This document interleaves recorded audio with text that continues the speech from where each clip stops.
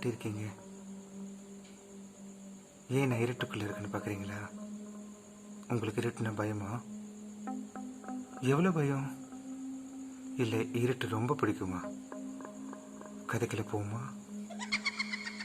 இந்த கதை ஒரு உண்மை கதை. நம்ம கதாநாயகன் அன்னைக்குன்னு மருத்துவமனையில் இருந்தான். இரவு 12 மணி. எதுக்கு அவன் 12 மணிக்கு மருத்துவமனைக்கு போனான்? அன்னைக்கு காலையில் அவனுடைய தந்தை ஒரு ஆக்சிடென்ட் ஆயிடுச்சு. அவருக்கு தலையில் அடிபட்டனால கோமாக்கு போயிட்டாரு. அந்த சூழ்நிலையில் நம்ம கதாநாயகன் அவர் கூட இருக்கணும். ஏன்னா வயசான அம்மா, வேற வழி இல்லை. நம்ம கதாநாயகன் மருத்துவமனையில் அவர் தந்தைக்கு துணையா இருந்தான். இருந்தவனுக்கு தூக்கமே வரல, தூங்குறதுக்கு இடமும் இல்லை. என்ன பண்ணா, அவன் ஃபோன் எடுத்தான். அவன் ஃப்ரெண்டுக்கு மெசேஜ் பண்ணான். யாராவது முடிச்சிருக்காங்களான்னு பார்த்தவன் ஒரு பையனுக்கு ஃபோன் பண்ணான். ஃபோன் பண்ணி பேசிட்டு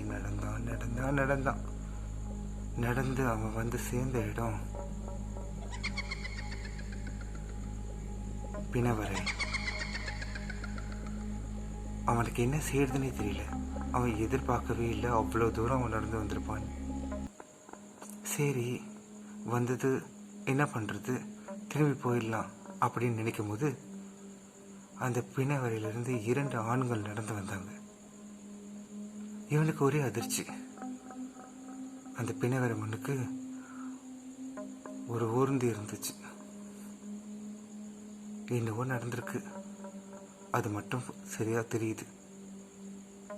ஆனா அந்த 12 மணி சத்தமே இல்லாத நேரம். 2 ஆண்கள் பிணவரை வாசலில் பேசிக் கொண்டிருந்தாங்க. நம்ம கதாநாயகன் ஃபோன்லேயே பேசிகிட்டு இருந்தான். நடக்கிறதெல்லாம் வந்து ஃப்ரெண்டுக்கிட்ட சொல்லிக்கிட்டே இருந்தவன் திடீர்னு அந்த பிணவரையிலிருந்து ஒரு சின்ன பையன் வெளியே வர்றதை பார்த்தான். நம்ம கதாநாயகனுக்கு ஒரே குழப்பம். அடடே, யார் இது? இத்தனை மணிக்கு இவ்வளோ தைரியமா பிணவரையிலிருந்து வரானே, இந்த பையனுக்கு இந்த வயசுல இவ்வளோ தைரியமா அப்படின்னு நினச்சிக்கிட்டே இருந்தான். அதையும் அவன் ஃப்ரெண்டுக்கிட்ட சொல்லிக்கிட்டான். நம்ம கதாநாயகன் நின்ன இடத்துல அவன் முன்னுக்கு ஒரு கார் இருந்துச்சு. யாருமே இல்லாத ஒரு கார். 2 ஆண்கள் பேசிக்கிட்டு இருந்தாங்கன்னு சொன்னால அதில் ஒரு ஆண் திடீர்னு அந்த காரை நோக்கி வந்தான். அதே நேரத்தில் அந்த சின்ன பையனும் அந்த ஆளன் பின்தொடர்ந்து வந்தான். அந்த ஆள் காரை ஸ்டார்ட் பண்ணாரு. இந்த சின்ன பையன் ஸ்டார்ட் பண்ண போயிட்டு இருந்த கார் முன்னுக்கு குதிச்சான். நம்ம கதாநாயகனுக்கு ஒரே அதிர்ச்சி. ஐயோ, இவன் என்னடா குதிச்சிட்டானே அப்படின்னு. குதிச்ச பையன் மறைஞ்சிட்டான். சரி, தப்பா ஏதோ இருக்கு அப்படின்னு நினைச்சு அந்த காரையே நம்ம கதாநாயகன் பார்த்துக்கிட்டு இருந்தான். திடீர்னு அந்த காருக்கு பின்னாடி ஒரு பெண் அழுந்தவாறு நம்ம கதாநாயகனை காடிக்குள்ளேருந்து பார்த்துக்கிட்டே போனாங்க. நம்ம கதாநாயகனுக்கு என்ன நடக்குதுன்னு ஒன்றுமே புரியல. சரி, இதுக்கு மேலே இங்கே இருக்க வேண்டாம், எதையும் பார்க்க வேண்டாம்னு முடிவு பண்ணி மருத்துவமனையோட மெயின் கேட் முன்னுக்கு போயிட்டான். போனவனுக்கு அங்கே ஒரு அதிர்ச்சி. அங்கே ஒரு ஆள் நின்றுக்கிட்டு இருந்தார். நம்ம கதாநாயகன் தனியாக இருக்கிறனால அந்த ஆள் வந்து நம்ம கதாநாயகன் கூட பேச்சு கொடுத்தாரு. யார் பாணி, இங்கே என்ன பண்ணுற? இத்தனை மணிக்கு இங்கே என்ன பண்ணுற? என்னாச்சு? யாருக்கு என்னாச்சு? யார் இருக்கா இந்த ஹாஸ்பிட்டலில் அப்படின்னு நிறைய கேள்வி. நம்ம கதாநாயகனும் வெள்ளந்தியா எல்லாத்தையும் சொல்லிக்கிட்டு இருந்தான். எங்கள் அப்பாவுக்கு இப்படி ஆச்சு, அவரை பார்க்க வந்திருந்தேன் அப்படின்னு சொன்னவன் அந்த பிணவரைக்கு முன்னுக்கு நடந்ததை எதுவுமே சொல்லலை. சரி, இதை பற்றி என்னத்துக்கு பேசுறதுன்னு சொல்லிட்டு வேற கதை பேசிக்கிட்டு இருந்தாங்க. கொஞ்ச நேரம் கதை பேசினாங்க. திடீர்னு அந்த ஆளு ஒரு கதை சொன்னார். அதாவது கொஞ்ச நேரத்துக்கு முன்னுக்கு ஒரு விபத்துல தாயும் மகனும் 2 பேரும் இறந்துட்டாங்க அப்படின்னு. நம்ம கதாநாயகனுக்கு உதவி அதிர்ச்சி. தாயும் மகனும் இறந்துட்டாங்கன்னா? ஆமா, தாயும் மகனும் இறந்துட்டாங்க. அவங்களுடைய பிணத்தை இப்பதான் இந்த மருத்துவமனைக்கு கொண்டு வந்தாங்க. அந்த வேன் கூட அங்கதான் நிக்குது பாரு அப்படின்னு சொல்றார். நம்ம கதாநாயகனுக்கு அதிர்ச்சி. அப்போ நான் பார்த்தது யார? மனுஷனா இல்ல வேற எதுவுமா?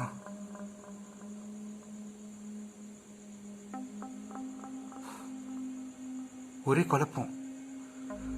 சரி, இதுக்கு மேல நமக்கு இருந்தா மனசு சரி இருக்காது, இந்த பேச்சை தொடர வேண்டாம்னு நம்ம கதாநாயகன் முடிவு பண்ணவன் சரி வந்த வழியே போக வேண்டாம், வேற வழியில போவோம்னு சொல்லி இன்னொரு சுத்தி இன்னொரு கேட்டு வழியா வார்டு கிட்ட போனவனுக்கு அங்கதான் ஒரு அதிர்ச்சி காத்துக்கிட்டு இருந்தது. ஒரு பெண் முதல்ல பார்த்த அந்த சின்ன பையன், 2 பேரும் நம்ம கதாநாயகன் கண்ணு முன்னுக்கு நிக்கிறாங்க. எப்படி இருந்தாலும் அவங்கள தாண்டி தான் நம்ம கதாநாயகன் வாட்டுக்கு போகணும். நீங்களா இருந்தா என்ன செஞ்சிருப்பீங்க? பயமா இருக்கா? சத்தமே இல்லாத ஒரு நேரம், உச்சி நேரம், இருட்டு, ஒரு சில விளக்குகள் மட்டும்தான் எரியுது.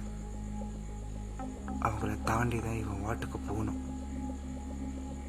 தைரியத்தை வரவழைச்சுக்கிட்டு நம்ம கதாநாயகன் நடந்தான். அவங்கள பார்க்கக்கூடாது, நேருக்கு நேர் பார்க்கக்கூடாது, அவங்க கண்ணுக்கு கண் பார்க்கக்கூடாதுன்னு முடிவு பண்ணி நடந்தோம். தாண்டி போயிட்டான். இருந்தாலும் அவன் மனசுல ஒரு சந்தேகம். ஒருவேளை நம்ம தப்பா நினைக்க கூடாது, ஒருவேளை அவங்க ஆளா இருந்தா இருக்கலாம்ல, நம்ம எதுக்கு தப்பா நினைக்கணும்னு திரும்பி பார்த்தான். ஒரு 10 அடி தூரம் தான் இவனுக்கும் அவங்க 2 பேருக்கும். திரும்பி பார்த்தவனுக்கு இன்னும் அதிர்ச்சி.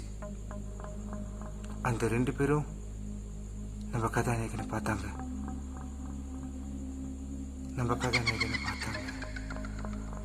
ரத்த வெள்ளத்தோடு நின்றுக்கிட்டு இருந்தாங்க. வேர்த்து விறுவிறுத்துருச்சு நம்ம கதாநாயகனுக்கு. இங்க தைரியம் உனக்கு உதவி செய்ய போதா, இல்ல பயம் உனக்கு துரோகம் செய்ய போதா? நீ பயந்தனா உனக்கு பிரச்சனை, நீ என்ன செய்யணும் அப்படின்னு நம்ம கதாநாயகன் யோசிக்க ஆரம்பிச்சான். திருமணம் வேகமா நடக்க ஆரம்பிச்சான். வார்டு வரைக்கும் போயிட்டான். அந்த வார்டில் அங்க பணிபுரிந்து கொண்டிருந்த ஒரு தாதி நர்ஸ், அவங்க கேட்டாங்க, நீ ராத்திரில எங்க போன? உங்க அப்பா பக்கத்துல இருக்க வேண்டியதானே அப்படின்னு. இல்ல நர்ஸ், எனக்கு என்ன செய்யறதுன்னு தெரியல, எனக்கு தூக்கமும் வரல, என்னால உட்காந்துருக்கவும் முடியல, ஃபோன் பேசிட்டு வரலான்னு போனேன்னு. இல்ல இந்த மாதிரி நேரத்தில் அங்கங்க சுத்தாத, இது என்ன உன் வீடா, இங்கே இரு அப்படின்னு சொல்ல. இந்த கதாநாயகனுக்கு கேட்கலாமா இல்ல வேண்டாமா ஒண்ணுமே புரியல. நடந்தது உண்மையா நடந்தது பொய்யா எதுவுமே தெரியாம அவங்க ஃப்ரெண்டுக்கு திருப்பி ஃபோன் பண்ணான். நான் பார்த்தது உண்மையா பொய்யான்னு தெரியல, ஆனா என் மனசு சரியில்லை, நான் என்ன செய்யறது? நீ ஒன்றும் செய்ய வேண்டாம், நீ பேசாம வார்டுகிட்டே இரு, நடந்துகிட்டு இருக்காதுன்னு அவனோட ஃப்ரெண்டு சொன்னாரு. அதுக்கப்புறம் எங்க தூங்குறது? அப்படியே விடிஞ்சிருச்சு. மர்மம் தொடர்ந்துச்சு. இந்த மர்மத்துக்கு விடையே இல்லை. அப்போ அவன் பார்த்தது மனுஷனையா இல்ல ஆத்மாவா? எதுக்கு இவன் கண்ணுக்கு தெரியணும்? அந்த ஆத்மா இவன்கிட்ட ஏதாவது பேச வந்திருக்குமா, ஏதாவது விஷயத்த சொல்ல வந்திருக்குமா அப்படின்னு இவன் யோசிக்க ஆரம்பிச்சான். ஆனா காலம் கடந்து போச்சு. பார்த்தது என்னவோ ஒரு முறைதான். ஆனா அந்த விஷயம், அந்த மர்மம் நம்ம கதாநாயக மனசுல இன்ன வரைக்கும் இருக்கு.